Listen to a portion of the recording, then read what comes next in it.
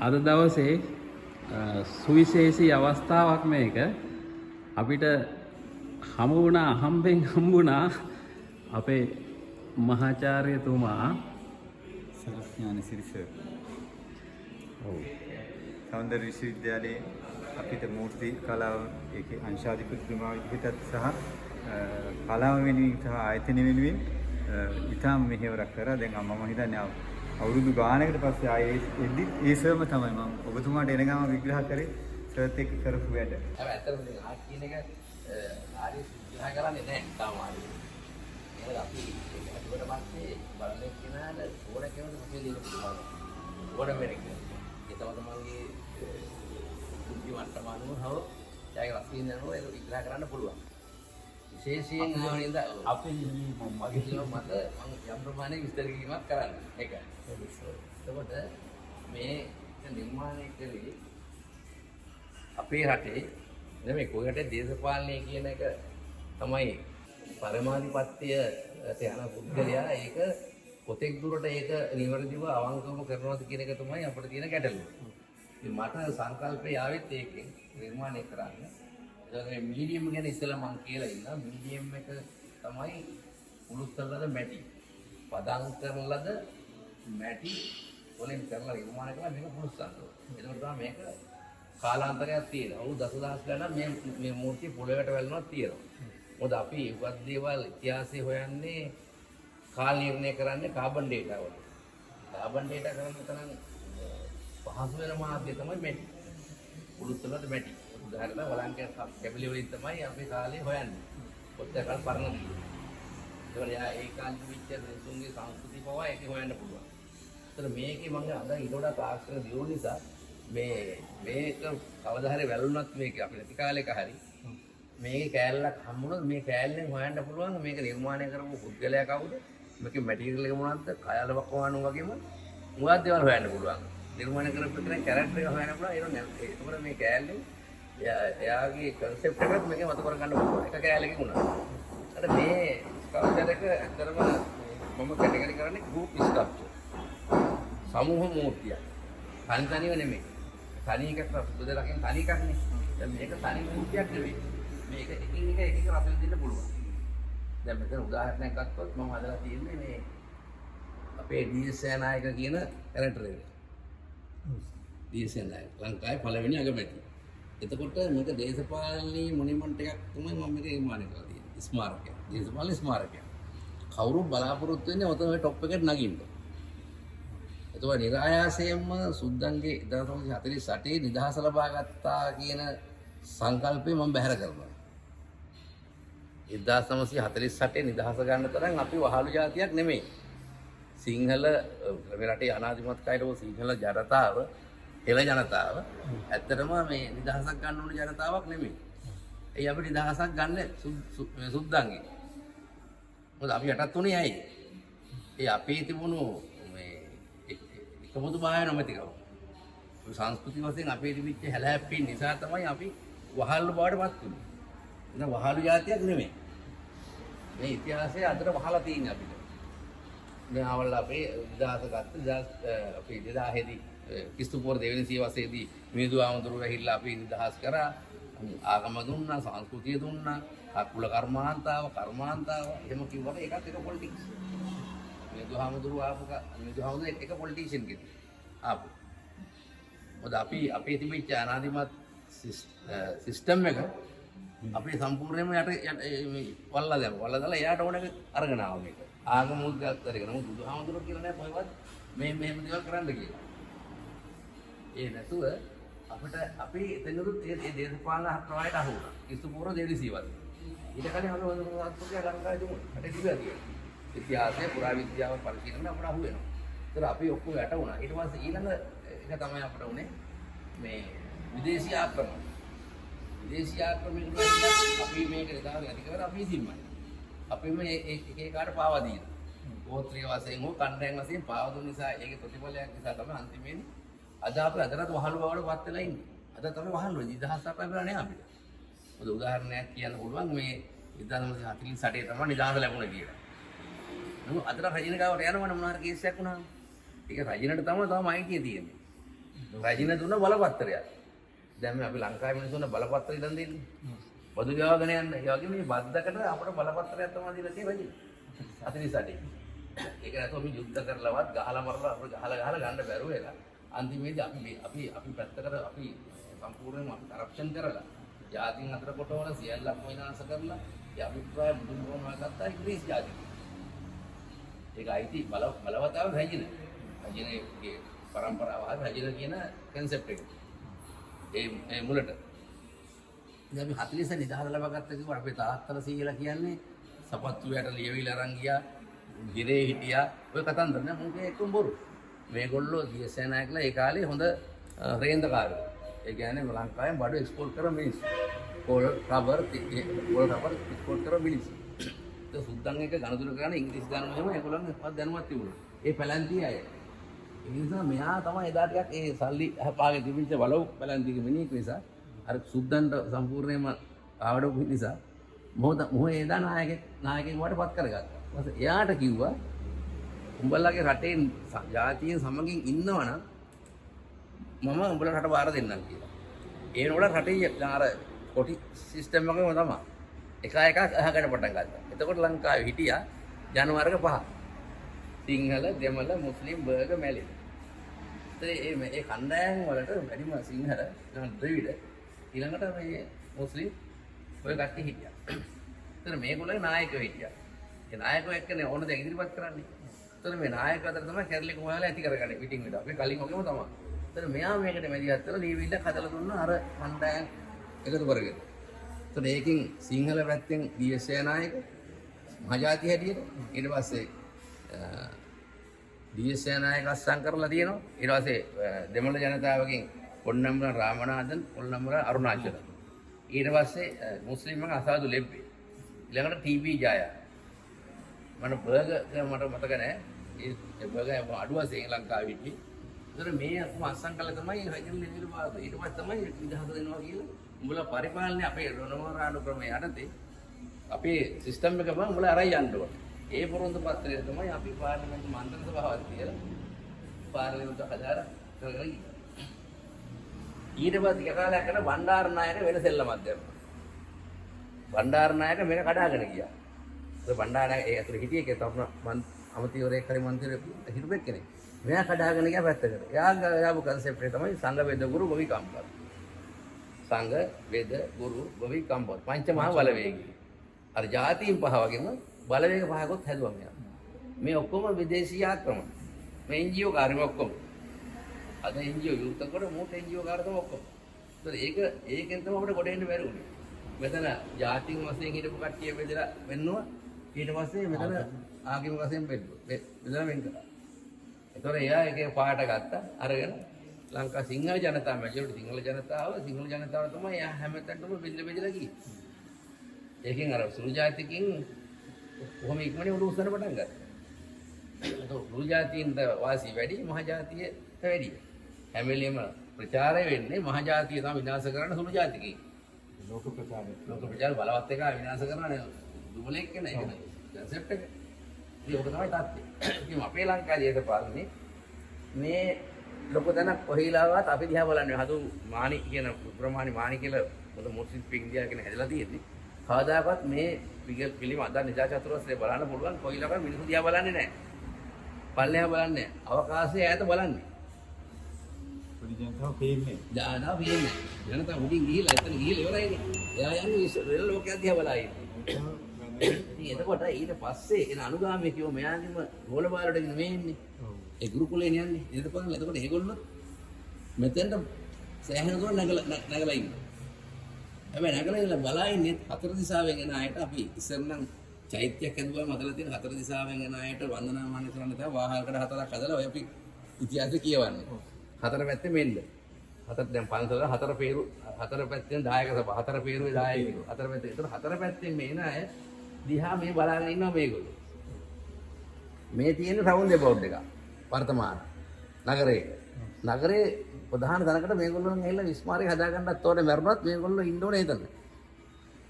ඉහළ. ඒතර මේගොල්ලෝ අච්චර ඉහළ යන්න බැරි වුණා. නමුත් ඒ තුන් කාලක් විතර නැගලා ඉන්නවා මේ විස්මාරේ. නැගලා හැබැයි ඒගොල්ලොත් අපි දිහා බලන්නේ නැහැ. දැන් මේ මූර්තිය අපි කියවනකොට මූර්තිය කියවන්න එපා අපි. කියනකොට අපි මේ ඔඩියන්ස් එක තමයි බිම ඉන්නේ. දැන් මම මේ ගියේ මට්ටමට මේ ගියේ. ඔව් අපි ඉන්නේ මේ බිම ඉන්නේ. අපි පොළොවේ ඉන්න මහ ජනතාව. ඒතර අපේ එක්කෙනෙක් තමයි මෙතෙන්ටපත් කරන්නේ. පාර්ලිමේන්තුවේ පල්ලෙහා තැනට. දැන් මේගොල්ලෝ මේක එකත් අපි දිහා බලන්නෙත් නැත. මේගොල්ලෝ බලාගෙන ඉන්නේ මෙතෙන්ට යන්නේ. උඩට යන්නේ. ඔක තමයි මේ මගේ මේ නිර්මාණයේ තියෙන විශේෂත්වය.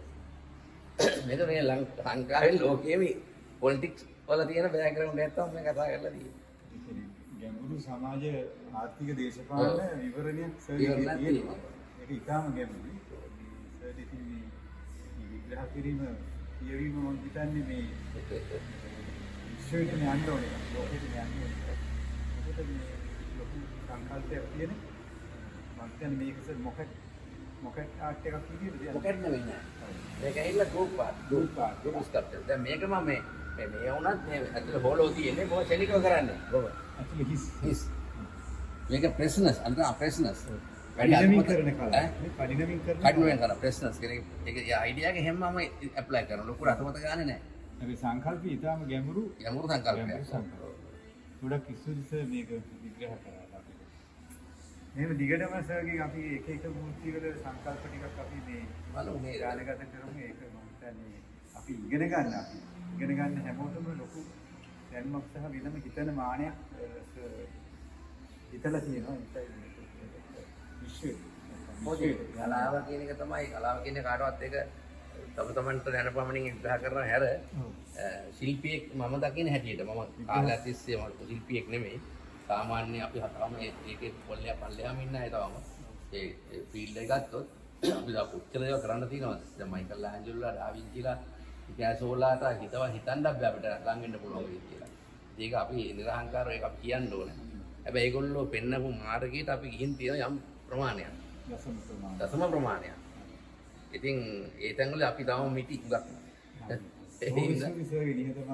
ඒක අපි තේරුම් ගන්න ඕනේ. ඉතින් මේක තමයි ලෝකෙට දෙන්න ඕනේ.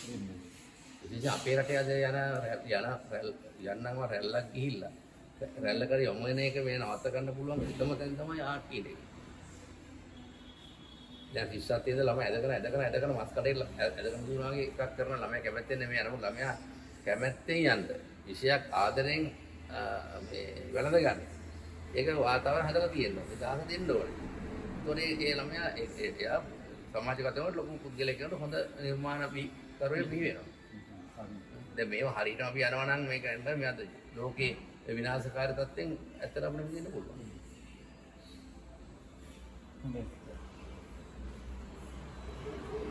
සර් මේක මේ විශේෂ නිර්මාණයක් නේද? මේක මොන වගේ වටිනාකමක්ද? කොයිකද? මේක මේ ඇත්තට මේක මගේ ගුරුවරයෙක්ගේ ওই ගුරු මතන් අවුරුදු 95ක් වයස මම මේ කාලේ තමයි මේක නිර්මාණය කළා. ඉතින් මේකේ මැටීරියල් ගත්තාම මේ අර ස්ටික් තියෙන්නේ කෑම කන ජපානයේ කෑම කන ස්ටික් එහෙම තියෙන පොළ තියෙන්නේ. ඒ ඔක්කොම තියෙන්නේ අතපිය දාන කඩදාසිය යාගේ මැටීරියල්. කැන්වස් එක තමයි පාවිච්චි කරන්නේ. කැන්වස් එක වෙන කෙනෙක් ගත්තොත් ඔයිල් හරි ඇක්‍රිලික් පේන්ට් වලින් අදිනවනේ. එයා කැන්වස් එක වහලා තියෙන්නේ අතපිය දාන කඩදාසිය. අනිත්‍යකම කඩදාසිය කාඩ්බෝඩ් කෑලි තමයි තියෙන්නේ. අද කාලේ විදිහට මේ නිර්මාණය කොච්චර වගේ මිලකට ඒක ඉතින් මිල කරන්න මට කියන්න අමාරුයි. මම තාරිස් කියන නිසා සර්ගේ දැනුම මිල කරන්න අමාරුයි. දැන් සංගක්කාර වගේ අය ඇහිල්ලා සර්ගෙන් ලක්ෂ 40යි 50යි ගන්න පේන්නේ. දැන් මේක සංගක්කාරව ලක්ෂ 40 හදනවා අයියා. මිලක් තියන්න බෑ ආර්ට් එකකට. ඒතර මෙතන තියෙන මෙයාගේ පරණත භාවය සහ ආර්ට් වල තියෙන පරණත භාවය. ලංකාවේ මම හිතන ඉන්නවනම් ලංකාවේ ආසියාවේම මොඩර්න් ආටිස්ට්ලා හැදෙනාගේ එක්කෙනෙක්. මම හුඟක් කියව තියෙනවා මේ හුඟක් රටවල තියෙන ඩිස්ප්ලේ වෙනවා. ඉතින් ජපානයේ මේ ඊපෙරේද ළඟදී සම්මානයක් අම්මා. නම මොකද්ද සර්? එච්.ඒ. කරුණාරත්න. ඒකයි මම කියන්නේ මේ රටේ සංස්කෘතික අමාත්‍යාංශ තියනවා ජනාධිපතිතුමාත් තියෙනවා නිකන් නරිනාවනවා මිසක් එක්කවත් මේ රටට මේවා ඩෙවලොප් වුණොත් මේ අපි කොච්චර හොයන්න පුළුවන්ද? සල්ලි හොයන්න පුළුවන්.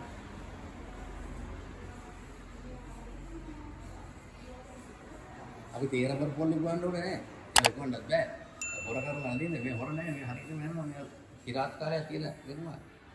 ඒක තමයි මම කියන්නේ දැන් අර මොනවා නිසා කියන ලංකාවේ අහන්න ඕන කෙනෙක් දන්නේ නෑ. ඒකන කලා නිර්මාණ තමයි වැඩිම වැලියේෂන් එකක් කියලා තියෙන මේ බහන්න. මේකත් ඔය මොන පොත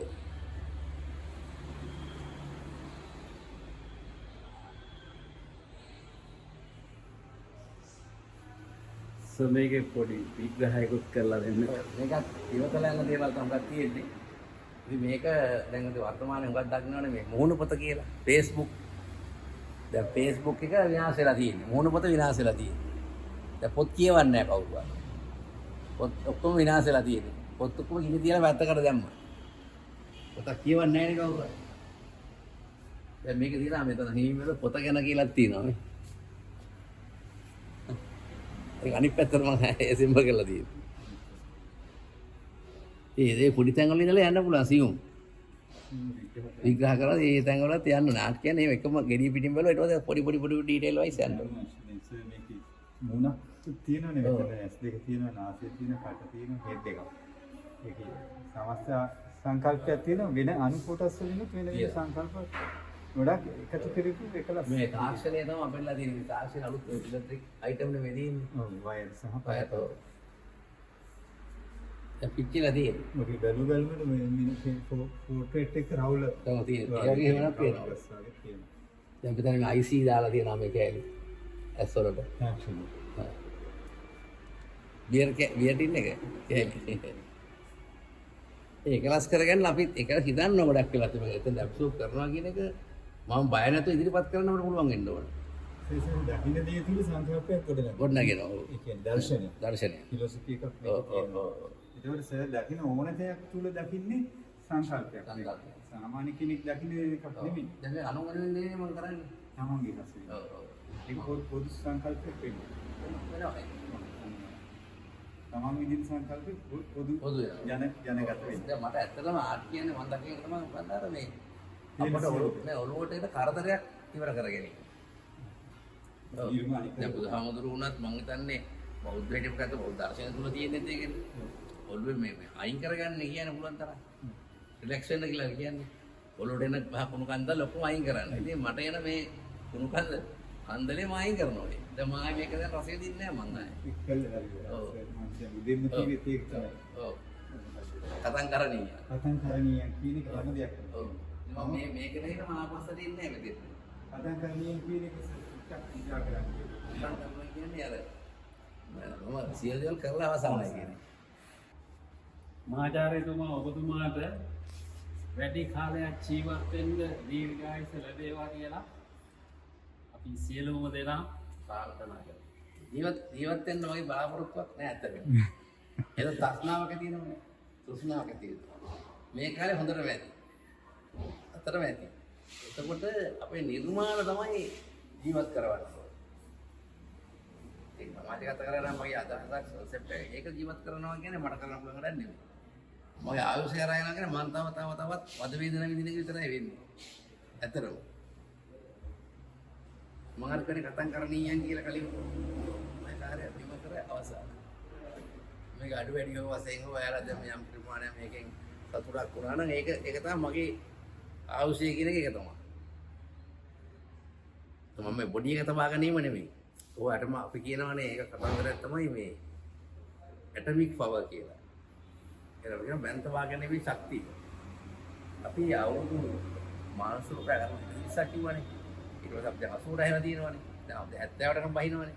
ඒ ඇටමික් පවර් කියන බැන්තවාගෙන ශක්තිය මේ ඔක්කොම පික්සල්. දැන් මේ ඔක්කොම පික්සල් නේ මේ තියෙන කැමරාව වුණා පික්සල්. සියුම් ඩො දැන් ඇවිල්ලා තියෙනවා තාක්ෂණයත් එක්ක නැනෝ ටෙක්නොලොජි. මම එච්චර අදාරලා නැහැ. මම ඉතින් ඔය අහන දකින්න ඒවත් එක මම හිතන උපකල්පනය කරනවා තුන. ඒතකොට දැන් මේ සිමෙන්ති හදන ගොඩනැගිල්ල අවුරුදු 40යි උඩරිම තියෙන්නේ. සිමෙන්ති පවුඩර් එකක් නේ. ලොකු මැටීරියල් එකක් කුඩු කරලා එකතු කරලා බොන්ඩ් කරලා හදනවා. ඒතකොට මේක ආයෙ ලෙහෙනවා. අපේ ශරීරයත් ලෙහෙනවා. ඒතකොට අපේ අර තින්කින් පවර් එක නැති වෙන්නේ නැහැ. ඒකට තමයි අපි කියන්නේ මේ ඇටමික් පවර් කියලා. බැන්තබා ගැනීම ශක්තිය. අපි එක එකන අඩු වැඩි වශයෙන් වයස අඩු වැඩි කියන හදිසියෙ කෙනෙකු වෙන්න පුළුවන්. දැන් මේ මොහොතේ අපි මෙතනින් මැරෙන්නේ නැහැ. දැන් මිනිස්සු දැන් බෞද්ධ දර්ශනයට කියනවා මෙයා පව් කරා මේ හිටගොම මරා මම එයා විශ්වාස කරන්නේ නැහැ. බෞද්ධය තාම මම නමුත් බෞද්ධ දර්ශනයක් අනුගමනය කරා මිස බෞද්ධ වාදියෙක් නෙමෙයි. බුදුහාමුදුර කොහෙවත් පෙන්නලා නැහැ මේ හරි විදිහට මෙයා මෙන්න මේ ටික වර්ධනය කරගත්තොත් එයානේ මේවා අතේ පය ලස්සන වෙනවා හැඩ වෙනවා එහෙනම් අපි යන්න ඕනේ නැහැ රූපලාවන්‍ය තැන් වලට යන්න ඕනේ නැහැ නේ. මේ පොටි ගාලා වැලි කඩ දාසි අල්ල මොනවද දාගන්න යන්න ඕනේ සැලුන් වලට නේද? ඒක කිව්වනම් එහෙම ඕනේ නැහැ. එහෙනම් අරකට මම කියනවා නෑ කියන්න බෑ. මේ ඇත්තට තියෙන අරකයි සංකල්පේ. ඇටමික් පවර් බෙන්දම ශක්තිය ඕනේ මේ බෙන්ද ගැනීම ශක්තිය තමයි. ගහ කලුණත් ඒකයි. එයා කාලී වෙනකොට යනවා. හැබැයි එයා මැරෙන්නේ නැහැ. අපිට සාමාන්‍ය ඒක පේනවා දැන් ගහක් වුණොත් එහෙම අපි කියමු උදාහරණ බෙලි ගහ කියලා. බෙලි ගහ මැරෙන්නේ නැහැ. ඔය කියන්නේ ඇස මේක දැන් ඊයම් රෝග ගහලා බොක්කොම ගහලා කොහොමද තියෙන්නේ මැරලා ගහ දිරලානේ. හැබැයි යටින් කොහෙද මතුවෙනවනේ. පැලේ අංකුරයක් එනවා. ද සීමා බෝධියත් අපි කිව්වොත් අංකුරයක් එනවා. ඔරිජිනල් එක නෑ දැන් ඔය. ඔරිජිනල් එක ඔලොෙත් නෑ. අපි එතන ගියාට ඔරිජිනල් හිටපු දාන්න නෙමෙයි දැන් තියෙන විදිහව. ඔය ඉතින් බෞද්ධ හිට අපිට කියන්නේ ඊට පස්සේ මේක මොකෙන්ද කියලා. ඒ වෙන පදන්දරයක්. සීමා බෝධි හිටපු දැන්ලා මීටර් 200 300 වෙනම දැන් පැත්තක තියෙන්නේ. ඒක ලියලා බෝ කියන්නේ බෝලා කියන්නේ ඇසට ගොලියනේ. ඒක ඕන දැන පැලවෙනවා.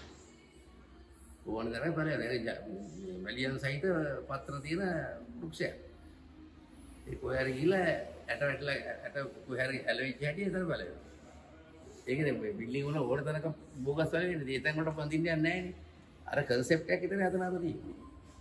ගෙනාව ඉතිහාසයයි ගෙනාව ක්‍රමයයි. ඒක පොලිටික්ස් ලංකාවේ මේ ධර්මාශෝක රජුගේ පොලිටික්ස් තමයි මිහිඳු ආමඳුර හරහා ලංකාවට එන්නේ.